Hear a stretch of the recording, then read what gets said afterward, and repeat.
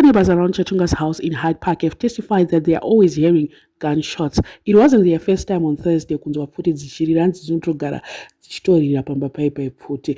And they are also complaining of noise. Hanzi, since they moved in 2021 ndopakatengeswa imba yaya neproperty 24, hanzi ana Chatunga vanongogara vachingoita noise. They have always complained about imba iyoyo kuti panogara pachingobuda noise, and you know it's an affluent community.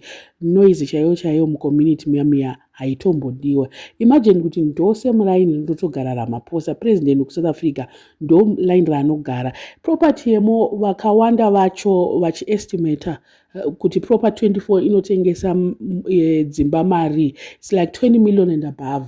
Dzimba dzeraini rinogara ana Chatunga vaive. Saka you can imagine kuti kana vachitira noise vanhu vari kuitira pamaminista ari kugara imomo, vari kuitira the rich and famous noise. But a lot of people hands complain about noise inobuda pamba paipai, and gunshots vari kuti it wasn't their first time kunzwa pachirira pfuti pamba paipai.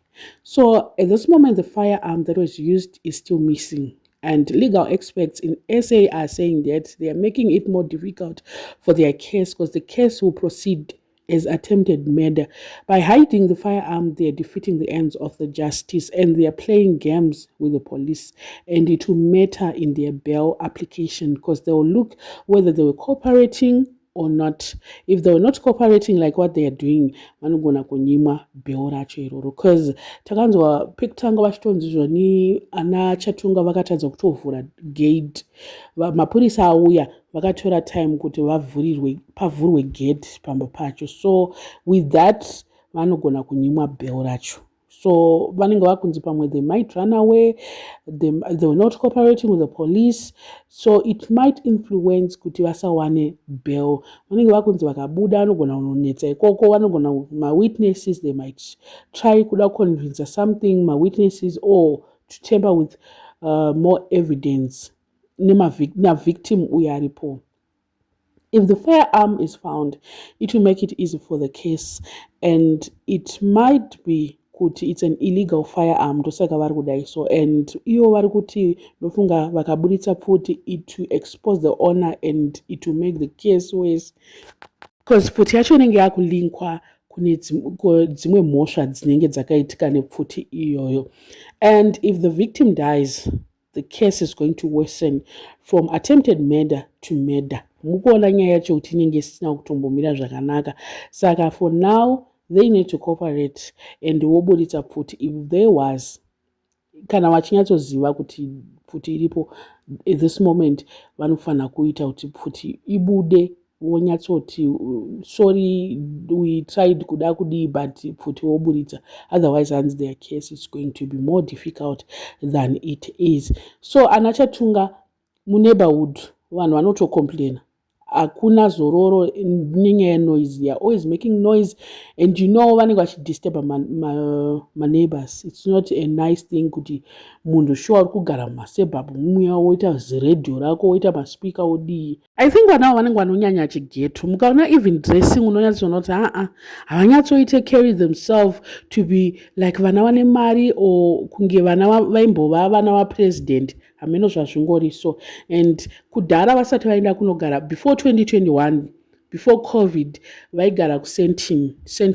Hyde Park, yes, it's part of Sentin, but vaimbogara kuSentin before all this happened. So hanzi kubva kwavakangosvika 2021 neighborhood for the past 5 years they've been complaining about pamba pacho ipapo pfuti dzichirira noise as well, vanhu vachingonzwawo noise ipapo. So police is insinuating that there might be a lot of things happening at that house, and there might be things that will come out from our investigations ari kuitwa currently. So hanzi ndega tingoona kuti mapurisa achapedza sei ma-investigations pavo avari kuita. And the person that was shot might not be a gardener as well. Saka mapurisa ari kungoburitsa zvinyaya dzakawanda from my investigations vari kuti regai tione kuti they will find what. Apparently zviri kunzi futi makamera akatariswa and they couldn't find anything.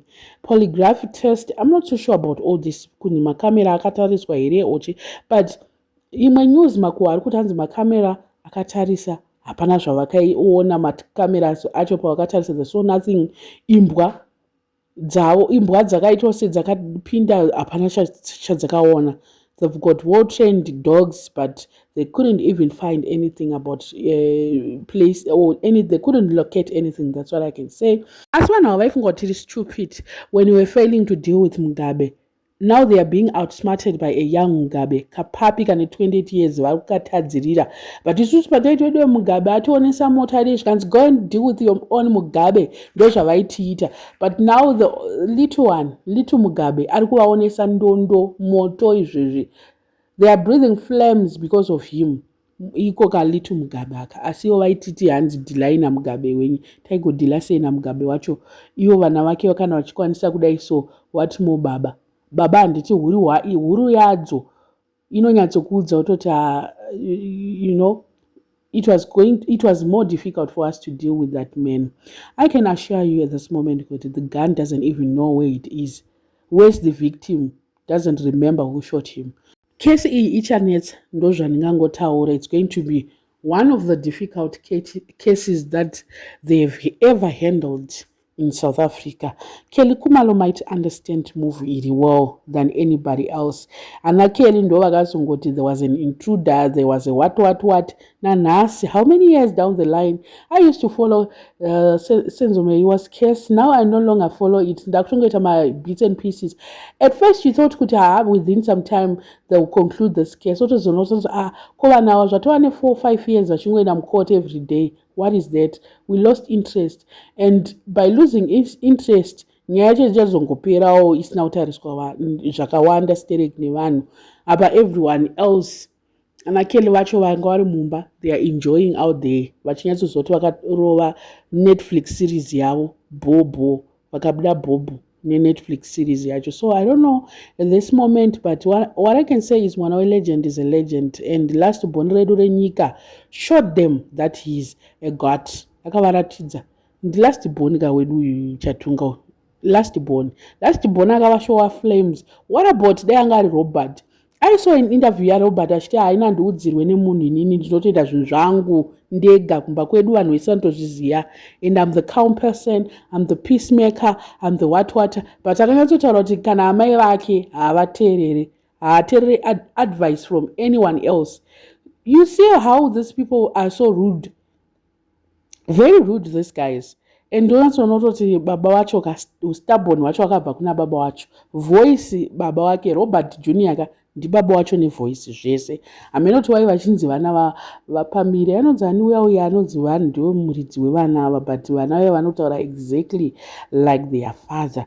Let's just see and wait for tomorrow tinzozvizere kuti court ichange chiti chii. I can just wait for court day tomorrow kuti zvinenge zvakamira sei.